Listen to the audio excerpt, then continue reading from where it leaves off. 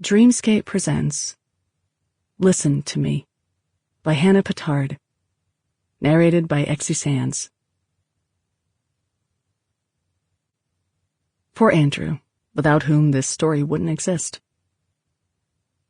Listen to me, and I will speak, but first swear by word and hand that you will keep me safe with all your heart. Homer, the Iliad. Auto. Informal, noun, a motor car.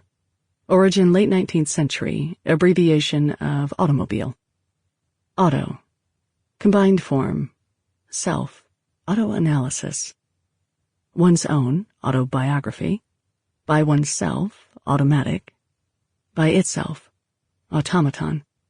Origin from Greek, autos, self. 1. They were on the road later than they intended. They'd wanted to make Indianapolis by noon, but they overslept. Mark offered to walk the dog while Maggie packed up the car. He'd wanted her to pack up the car the night before, but Maggie said it was nuts to leave a car full of luggage on a side street in Chicago. "Every time," she said. "We go through this every time." "You worry too much," he said. "Maybe you don't worry enough."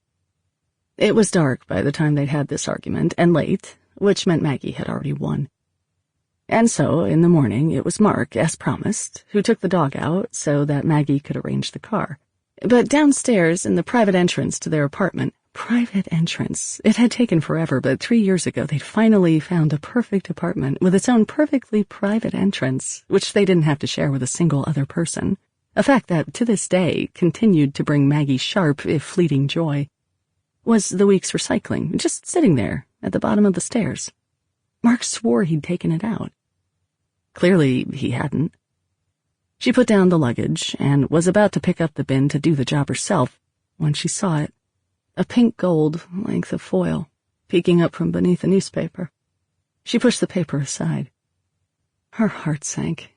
Exactly what she thought. The foil was attached to an empty bottle of champagne. Her bottle of champagne. Hers and Mark's from their last anniversary. She'd been saving it.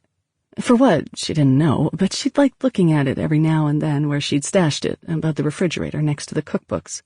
True, it had been a while since she'd taken any real note of the thing. Even so, it made her sad to think he'd thrown it out without ceremony, which was an overly sentimental concern.